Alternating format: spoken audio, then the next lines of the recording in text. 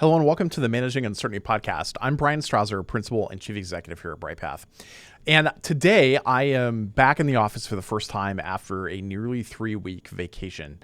Time that I spent recharging, refocusing, and frankly reflecting in a way that I haven't in many years, really in the 11 years since I started Bryghtpath. Part of this time I spent on a private tour of the American experience at D-Day in Normandy, France. I toured with my family Utah Beach, Omaha Beach, Pointe du Hoc, St. Mary Église, and other cities and areas in between, really experiencing what the American Armed Forces went through on June 6th, 1944. And when I say went through, I mean understanding this from the perspective of 81 years later, what we know of the history of D-Day, certainly not the kind of experience that these men went through on that day. It was a moving experience. It was a humbling experience. It left me with both a sense of sadness and a sense of just immense pride in these men. And it got me thinking deeply about resilience.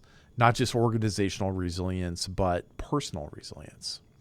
And of course, we all know the story of June 6, 1944, where tens of thousands of young Americans, British, Canadians, French, and others, many of whom were just teenagers, stormed the beaches of Normandy, knowing what was at stake. And the world held its breath, and these men delivered that day.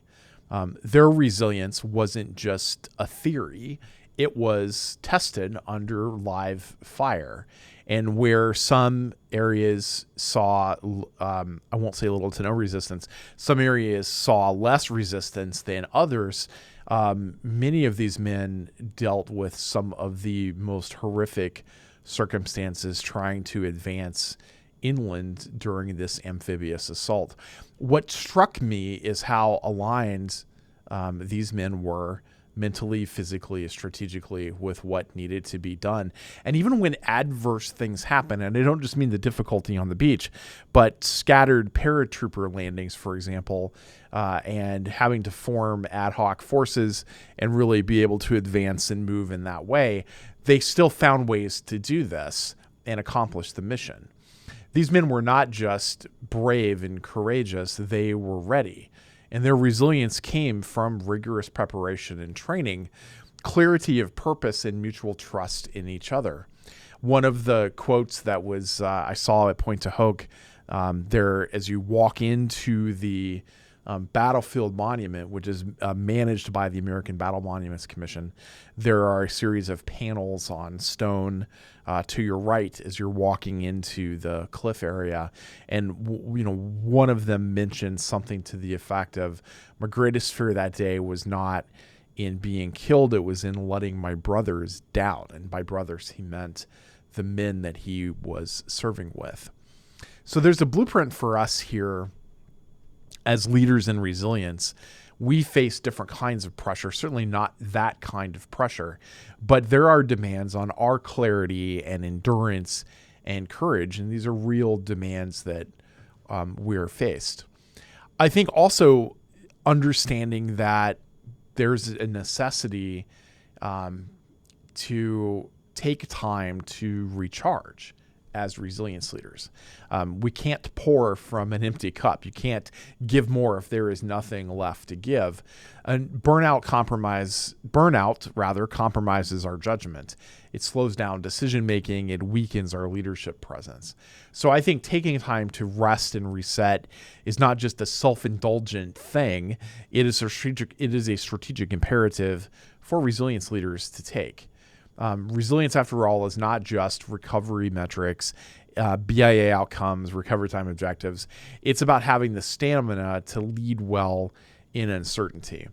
And if we want our organizations to take resilience seriously, then we have to model this kind of resilience personally and do it ourselves. The D-Day invasion left me with this understanding of preparedness and months of planning. And I think that we want to approach our own mental and strategic readiness in the same way. Adaptability. Things didn't go to plan on June 6th, but the leaders on the ground found ways to adapt, and they led in the moment. And finally, to put the team over yourself. The Rangers at Point de Hoc weren't just climbing the cliffs for glory, they were climbing for each other, and because they had a mission to accomplish.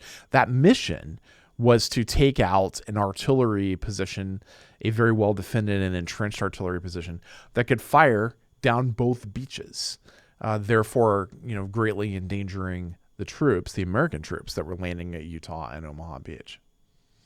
So my message to you is to take time to reflect, to reset, to recharge, because you can't lead others if you're depleted. And I feel so much more recharged after my time away and being back into the office today. Just like those Rangers who faced the impossible task and they climbed anyway, we all have our own cliffs to climb. And if we want to be ready when it matters, we have to invest in our own personal resilience first. Thanks for listening. That's it for this edition of the Managing Uncertainty podcast. I'll be back next week with another new episode. Be well. Thanks for watching our video. To learn more about how to manage uncertainty and disruption in your organization, be sure to like, follow, and subscribe to our video channel. And here are a few more videos that we've selected that will help you learn more about business continuity, crisis management, and crisis communications.